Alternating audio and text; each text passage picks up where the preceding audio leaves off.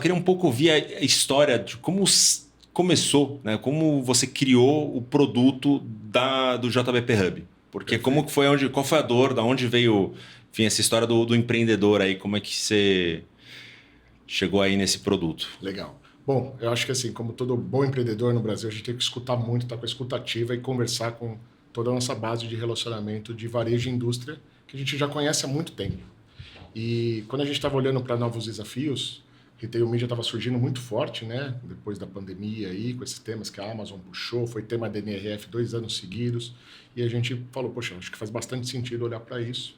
E eu comecei a dar uma olhada e conversar com algumas indústrias, alguns varejos sobre os desafios nesse tema do retail media. Foi daí, inclusive, que nasceu o nome Midfy, né? Que é um acrônimo ali para juntar mídia com o FI de fazer, de tecnologia.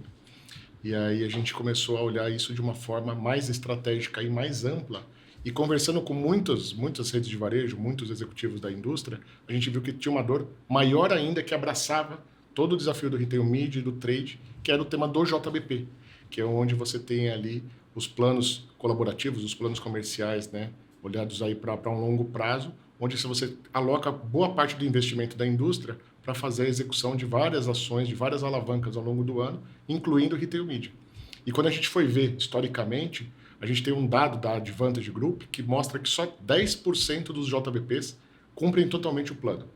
Então, assim, é uma estatística que a gente está disposto a mudar no mercado, que apenas 1 de cada 10 JBPs ele cumpre aquilo que foi planejado. Então, a gente faz um belo de um planejamento, coloca isso no PowerPoint, todo mundo fica feliz, fica engajado, tira foto, põe no LinkedIn, só que ao longo do ano essas coisas vão se perdendo. E a gente foi entender por que isso estava se perdendo e como resolver isso, e a gente entendeu que a tecnologia tem um papel fundamental para ajudar nessa orquestração, nessa jornada toda do JBP, que é uma jornada super complexa, envolve dezenas, às vezes centenas de pessoas, acerca de um único JBP para um ano todo.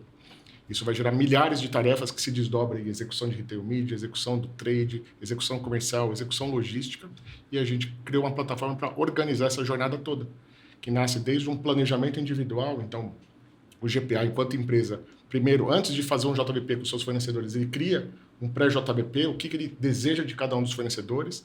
Os fornecedores trazem o seu próprio plano também, individual, e aí entra num alinhamento. E aí a gente orquestra toda essa jornada, da preparação, o alinhamento, toda a jornada de execução, e aí a gente garante essa execução também tanto no trade quanto no retail media, e depois entrega toda uma parte de acompanhamento para dar governança, visibilidade desse processo todo.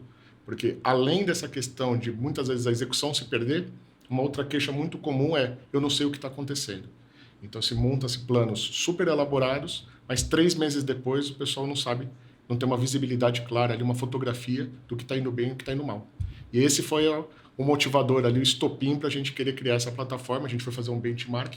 O Brasil tem umas características únicas ali de negociação de varejo e indústria, e a gente não achou nenhum benchmark compatível para resolver esse desafio lá fora, e a gente começou a conversar com vários especialistas aqui do nosso mercado local para criar esse produto JBP Hub. Que legal. E aí, o resultado disso é que, enfim, tanto a indústria quanto o varejo consegue acompanhar a execução em todas as lojas e todos os formatos e placements de trade no final. Governança é a palavra-chave para isso. Então, a gente entrega essa visibilidade, obviamente, com toda a curadoria do varejo, daquilo que ele deseja mostrar para os fornecedores, que fazem sentido ele mostrar algumas informações. Então, dependendo do que você negocia de um JBP, uma das questões que você tem que discutir nessa fase de alinhamento é que dados que a gente vai trocar, com qual frequência, com qual nível de governança, e aí a plataforma vai respeitar isso.